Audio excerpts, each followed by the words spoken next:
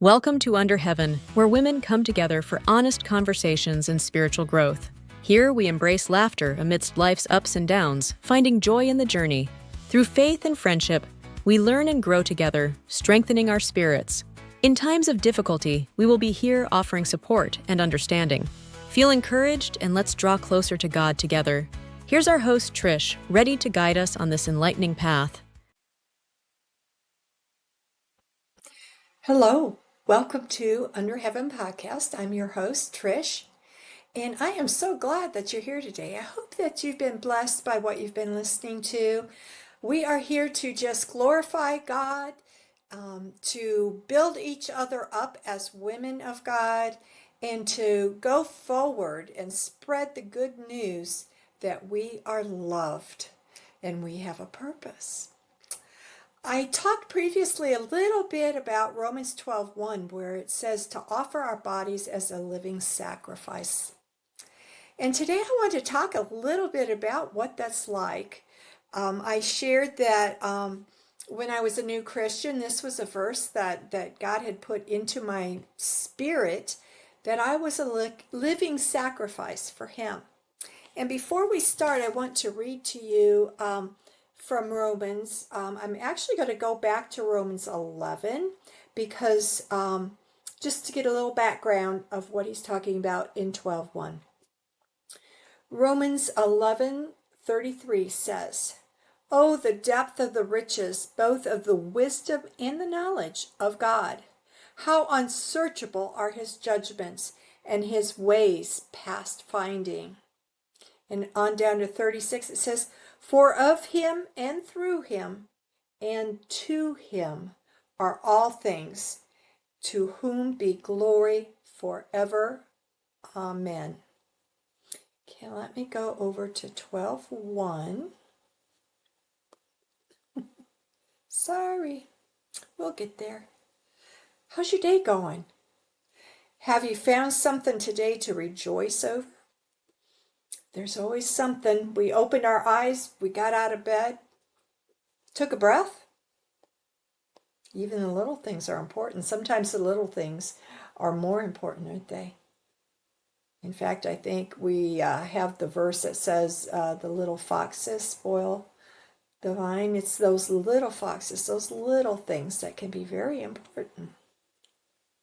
Okay, verse 1 of chapter 12 of Romans says, and this is Paul speaking to the people, "I beseech you, therefore, brethren, by the mercies of God, that you present your bodies a living sacrifice, holy and acceptable to God, which is your reasonable service. And do not be conformed to this world, but be transformed by the renewing of your mind, that you may prove what is that good and acceptable and perfect will of God." Oh, God has a plan for each of us. We've talked about that. God has a purpose for each of us. He knows us before we're even knit in our mother's womb. Before we're conceived, God knows us and has a plan for us. Well, I'm going to just talk about a little bit about how walking with God and being that sacrifice, that sacrificial life for Him, means to trust Him, even when we're in unfamiliar places, unfamiliar circumstances, even when we're intimidated. We live our life as a sacrifice unto Christ. I started out, when I first became a Christian, I started out just going to church weekly and learning about God. Then I joined a Bible study so I could learn a little more. And there were small steps I took throughout my beginning years of knowing Christ to lead up to where we are today. And one of the things that I did as a step of obedience unto Christ was I opened my home to a Bible study. It wasn't my Bible study. It was another lady at a church I didn't even go to. And she wanted to have a Bible study, but she wasn't able to have it at her home. So she, asked if I would have it at my house. And I'm like, sure, you can come to my house. People can come to my house. I think that was the beginning of a gift that God gave me for hospitality. I loved having people in my home. You maybe don't, maybe you do, so you understand. But I did open my doors. And it was, my daughter she was just a few months old. We put her on a blanket in the middle of the floor of the living room and we had our Bible study. And as I was listening and growing in this Bible study, I realized I needed more in a Sunday service. I needed more in the body of Christ for which I was attached to. And so I started visiting this other lady's church, and I realized that they spoke the truth of the word with boldness and didn't back down or bend at all. So I decided that's where I wanted to be, because I knew Jesus never backpedaled what he said. What he said was the truth, and he stuck to it. And if I'm going to be a living sacrifice unto God, I need to be in that unbendable truth as well. So I began going to her church, and I ended up being there until we moved out of state over a decade later. And it's those small things that lead to bigger things. As I open my home to Bible study, I can kind of see the progression that God had me walk in. First I opened my home to that Bible study. Then I joined a church that spoke the word in truth. And then I opened my home again where I led the Bible study. And my Bible study was just for women, because my heart was so wanting women to know that they have a purpose, and wanting women to step up and be all that God had called them to be. So as I had this group from church, they called them cell groups or home groups. As I had this group, I began to get acquainted with some of the pastors. We were in a huge congregation, over 3,000 people, and there were several pastors over different parts of what was needed in the body.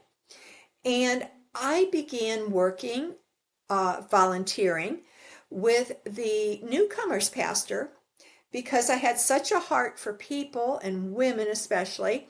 I had determined that every Sunday morning I would meet at least 3 new people, learn their names, and become a contact for them. In that, I discovered how much I loved being with people. And of course, I already knew I loved hosting people in my home. And then that turned into a volunteer position where I was able to develop a part of the ministry for newcomers, where I kept in contact with people. I would call if someone wasn't able to be in church. If I didn't see him in church, I'd give them a call during that next week and see if everything was okay, see if they needed prayer for anything. I also then was also able to go visit people in their homes and greet them, welcome them to the church, tell them, what things were available to them in that. So that little step of volunteering at church led to beginning to work in the ministry as a volunteer. And as that continued on, a door opened for me to be secretary for this pastor. Well, my career, my education was in teaching psychology. And so I'm like, sure, I'll be glad to be a part of this class. They began a newcomers class and a cell group class. So I'm like, sure, I will help out any way I can. So what I did at that point was take the pastor's sermon on Sunday. I will put it into a lesson form with questions and bullet points. And then I would type that up, make copies and give it to the cell group leaders at their meeting Wednesday evening before church. That opened another door to me. As I was doing that, I became a paid part of the church. And it was just so wonderful just to do work for God. I was busy having, children and everything, and my calendar was packed full. And I said one day to God, God, I want my calendar to be packed full for you. And at this point, when I was hired by the church, my calendar was beginning to get packed full with God. And I was able to visit people in the hospitals and in their homes and continue to have a group in my home. I had a group in my home for 12 years of just women and seeing them become a living sacrifice for God.